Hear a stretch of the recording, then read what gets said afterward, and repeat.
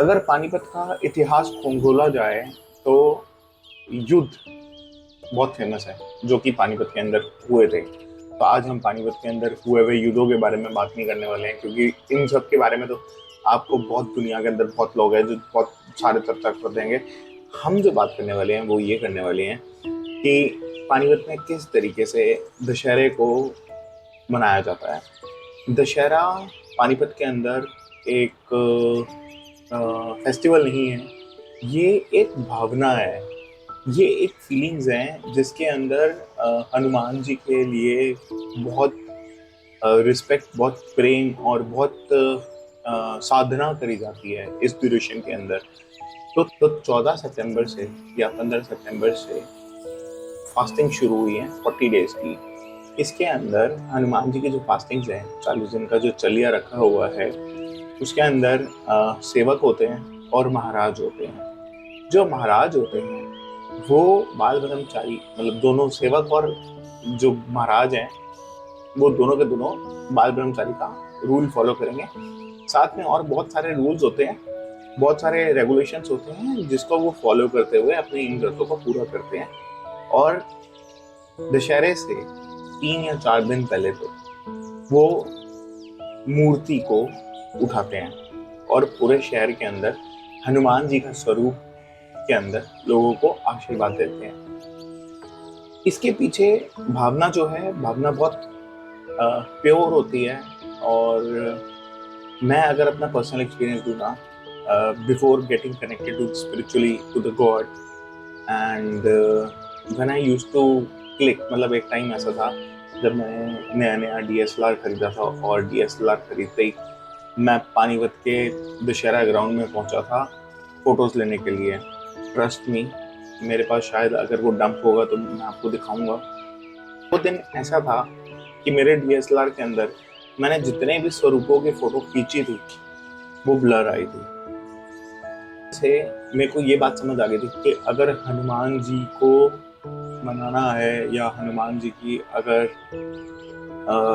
वो कहते हैं ना प्रतिष्ठा करनी है या हनुमान जी की साधना करनी है, तो it is not going to be very simple. आज मैंने प्रभु की साधना शुरू करी, प्रभु के आगे निवेदन करना शुरू किया, प्रभु की मूर्ति को मैं लेकर आया। मैंने अब मूर्ति के अंदर प्राण प्रतिष्ठा करी।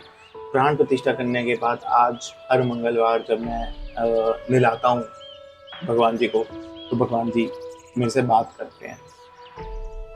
मेरे को उनकी एनर्जीज फील होती हैं, मेरे को उनकी एनर्जीज अपने आसपास दिखाई देती हैं, मेरे को अपने ऑरे के अंदर दिखाई देती हैं। मैंने जो ये 40 दिन के व्रत रखे हैं, मैंने ये 40 दिन के व्रत हनुमान जी से निवेदन किया है कि प्रभु आप अपनी एनर्जीज के साथ आप मेरे पास आओ और मेरी मूर्ति के अंदर आप बैठो, और इस 40 दिन मैं आपकी सेवा करना चाहता हूँ। इस उपवास के अंदर मैंने जो पालन किया है या जो मैंने रूल्स एंड रेगुलेशंस फॉलो किए हैं वो यहाँ से थोड़े से डिफरेंट होने वाले हैं। क्यों? क्योंकि मैं बाबा नीम करोली जी को भी रिमेंबर बी है नाउ करके ये जो बुक है, ये डॉक्टर एल्बर्ट जी ने करी है, जो कि अब बाबा जी के भक्त थे। और ये बाबा रामदास जी, आज की डेट के अंदर हम इनको बाबा रामदास जी के नाम से जानते हैं, और ये आज भी हमारे बीच में मौजूद हैं। इन्होंने बहुत अच्छा टाइम बाबा जी के साथ गुजारा है।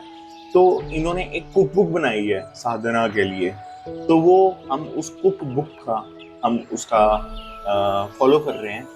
इस कुक बुक के अंदर हमें कैसे सोना है, हमें क्या खाना है, हमारे खाने के अंदर क्या एनर्जीज होती हैं, हमें कौन सा योग्य करना है, हमें कौन सा भला मेथड फॉलो करना है।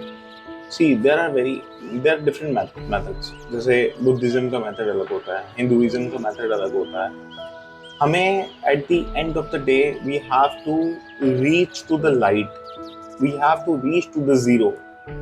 तो उस जीरो को या उस शून्य को या उस शून्य की प्राप्ति करने के लिए, उस शिवा की प्राप्ति करने के लिए, या उस भगवान की प्राप्ति करने के लिए, या उसकी लाइट में लीन होने के लिए we have to close our eyes and we have to look into ourselves।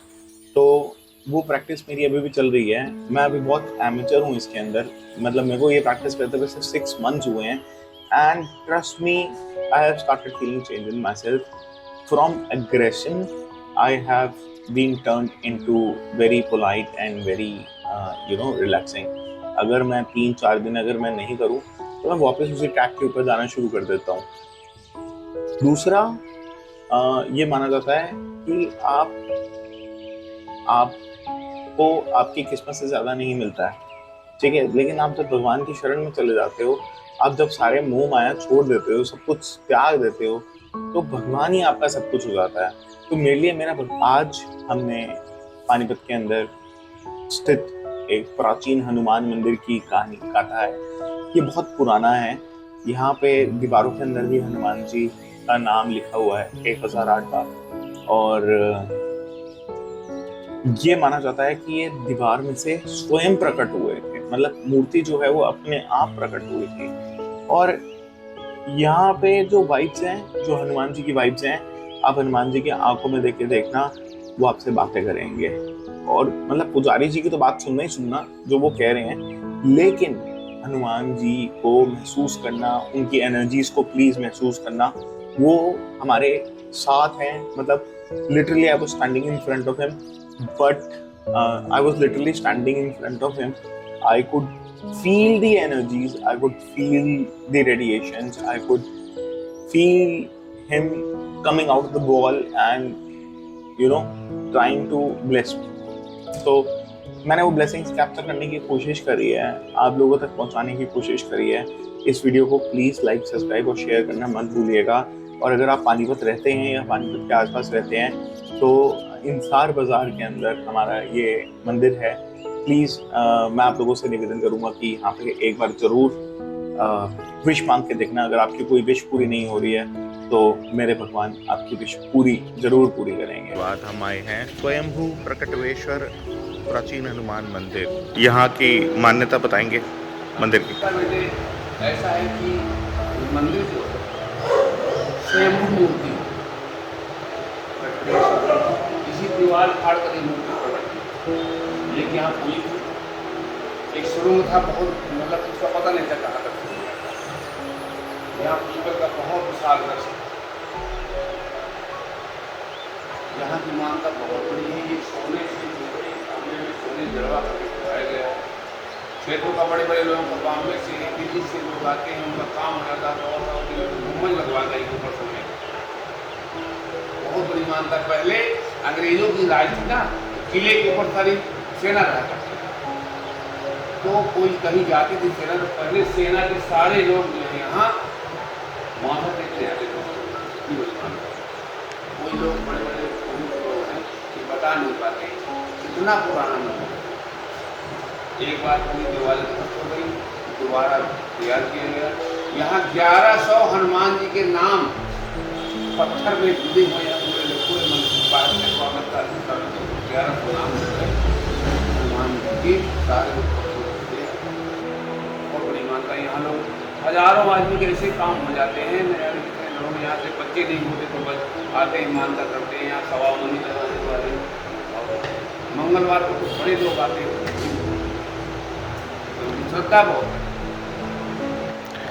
अभी 40 दिन हमारे अब शुरू हो चुके हैं, व्रत शुरू हो चुके हैं हनुमान जी के। पानीपत के अंदर बहुत मान्यता मानी जाती है कि कहीं 21 दिन के रखते हैं, कोई 11 दिन के रखते हैं, कोई 40 दिन के रखते हैं। तो इनके व्रतों के बारे में आप थोड़ा सा बताएंगे, थोड़ा सा ज्ञान देंगे? व्रत जो है नियम तो 40 दिन का। अगर 40 होता है, 40 नहीं कर सकते हो तो लोग मतलब 21 दिन कभी करते हैं। जो है उसको ब्रह्मचारी बनना चाहिए। पहली बात तो ये गृहस्थ को अधिकार नहीं है बनने का। ब्रह्मचारी जो है वो बाल ब्रह्मचारी हो, उसी को अधिकार। मान लिया गया श्रद्धा है, वो भी रखते हैं, गृहस्थ भी रखते हैं। गृहस्थों को जितने दिन 11, 21 या 40 दिन का व्रत रखते हैं, उनको अपने घर नहीं जाना चाहिए। उन्हीं मंदिर में बैठ करके या एक जो है कोई एक स्थान बना लेते हैं, उन्हीं भगवान के चरणों में बैठ करके पाठ करना चाहिए भगवान का। सफेद कपड़े पहन करके, धोती कुर्ता खाते हैं, नमक नहीं खाते, एक एक बार वो मान लिया नहीं चलता, नमक की कमी होती है, 40 दिन तक व्रत रखते हो, कमज़ोर हो जाएगा, पेट नहीं भर जाएगा, तो फलाहारी नमक होता है, उसको डाल करके भोजन में एक बार अन्न का भोजन ले, पूरा दिन फल फूल खा के नारायण का भजन करते हैं। हनुमान जी की जो आराधना करते हैं, आजकल कलयुग में हनुमान जी जो है सेवा कर रहे हैं। और वैसा भी नहीं है कि व्रत नहीं कर सकते, पढ़ सकते हैं। लोग कहते हैं पंडित जी पढ़ा, औरतों को नहीं पढ़ना चाहिए, पाठ नहीं करना चाहिए हनुमान चालीसा, ऐसा तो कुछ नहीं लिखा। जो हनुमान चालीसा में लिखा कि जो कोई पढ़े हनुमान चालीसा, जो कोई पढ़े इसको, हाँ, स्पर्श नहीं करना चाहिए। जी जी ये नियम है। अच्छा, मान लिया गया वो नहीं कर सकते हैं, 11 दिन का 21 दिन करते हैं, तो नियम से करें। फिर भी अब बच्चे जो है शायद 40 दिन तक नंगे पैर रहेंगे, फिर मूर्ति लेकर के घूमेंगे, है ना? जी नीचे वाले कंकड़ भी नहीं, पत्थर दिखाई देते। जी पहले से पैरों में जलन कोई चप्पल पहन सकते। अगर आदत डाल दो खड़ा हूँ तो मूर्ति की तरह पहले जी खड़ा हूँ तो मूर्ति धारण में भी पहन सकते हैं। खड़ा हूँ भगवान का स्मरण करना चाहिए। जी। और ये अच्छा गुरुजी, ये जो 40 दिन रखे गए हैं, जो ये व्रत रखे गए हैं, इसका कुछ स्पेसिफाइड रीज़न होता है कि यही 40 दिन होते हैं? धर्मेण हन्तेन व्याधि, धर्मेण हन्तेन ग्रहा, धर्मेण हन्ते शत्रु यतो धर्मो ततो जय। धर्म कर्म जो है करने के लिए कोई मना नहीं, कब से नहीं करता। धर्म कर्म करने के लिए मना नहीं है कि उजेला अंधेरा। देखो, अंधेरा पाक में शादी होती है, अंधेरे पाक में बच्चे होते हैं। जी ऐसा कुछ नहीं है। थोड़ा सा किसी विद्वान ने ये मत बनाया है, तो जी। मान लिया गया उन अकेले पक्ष से हम पाठ करते हैं, जी 40 दिन नहीं पूरे होते हमारे, जी है ना? जी। 40 दिन के 2 विधान हैं। एक तो जो लोग दशहरा से संपन्न कर देते हैं अपना, तो वो लोग कल से ले रहे थे। और जो लोग जो है वो मानते हैं, व्रत मिलाप को मानते हैं, जी तो आज से संकल्प लिए नहीं है। लोग कहते हैं हमने तो कर लिए, आज ये गलती, ऐसा गलती कुछ नहीं। जो लोग दशहरा को संपन्न कर देते हैं अपना व्रत, जी वो तो कर लिए हैं। जी और जो भरत मिलाप को संपन्न करते हैं वो तो आज हमने आज तक संकल्प किया चारा जी। लेकिन हाँ ये है कि थोड़ा सा त्याग करना चाहिए, है ना? जी। मंदिर में बैठ करके या लोग बात करते हैं, अपने काम लगे रहते हैं, है ना? नियम पालन करना चाहिए, बैठना चाहिए। वही तपस्वी, उसी को प्रणाम करना, उसको नमस्कार करना, ठीक है? बापू पैर पकड़ रहा है, माँ पैर पकड़ रही है, ऐसा विधान नहीं हो। जी। बच्चा हमारा है, व्रत में है, जी। तो उसको आप नमस्कार दूर से कर सकते हैं, जी। पैर पकड़ सकते हैं।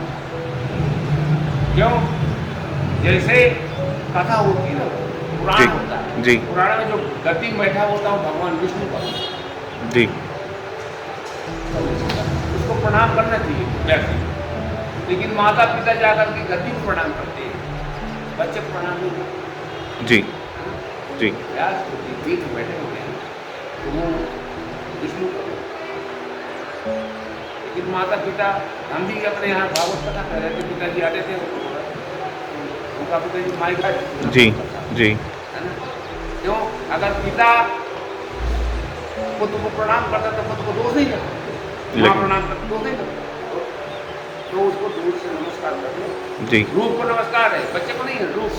जी और वो चेहरा उतार दिया, सिंदूर लगा करके पहुँच गया, तो नियम पालन। बड़े लोग हैं, बुजुर्ग लोग हैं, उनसे प्रणाम नहीं करते, जी। आशीर्वाद देने का अधिकार रखते हैं। और अंतिम सवाल आपसे ये पूछना चाहूँगा, ये जब हम 40 दिन का व्रत जब रख लेते हैं, उसके बाद किस चीज़ की या क्या ऐसा मतलब एनर्जीज हमें मिलती हैं, या कुछ ऐसी कनेक्टिविटी हनुमान जी के साथ मिलती है या देखने को मिलती है जो भी ये व्रत रखता है? ऐसा है जो व्रत अच्छा सुंदर ढंग से रखेगा, जी भगवान के दर्शन आभास होता है। अब हम बताएं आपको, जी हमारे यहाँ मूर्ति स्थापना हुई, बहुत जी। अच्छा खर्च किया। जी हमने बनारस से ब्राह्मण विद्वान बुलाए, जी। लेकिन बनारस के रहते नहीं हो, तो 9 माता की मूर्ति की प्रतिष्ठा हुई।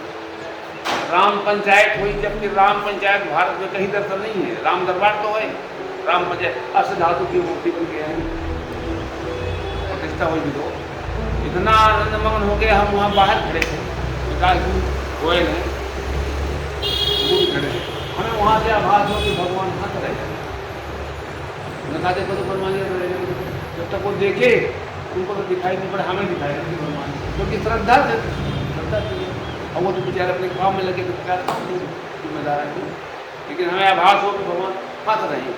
भाई जब न जाने कितने साल से प्रयास था कि मूर्ति प्रतिष्ठा हो जाए, कोई कहता है, आप कहते हो कि हम शंकर जी देंगे, कोई कहते हैं राम दरबार हम देंगे, बहुत लोग हैं, लेकिन किसी से नहीं दिया गया, संस्था की तरफ से जिसने सहयोग कर दिया जी। संस्था अष्ट धातु की मूर्ति है ना, तो आभास होता है एक, और नियम से काम करेंगे तो आभास होगा। नारायण दर्शन देखिए।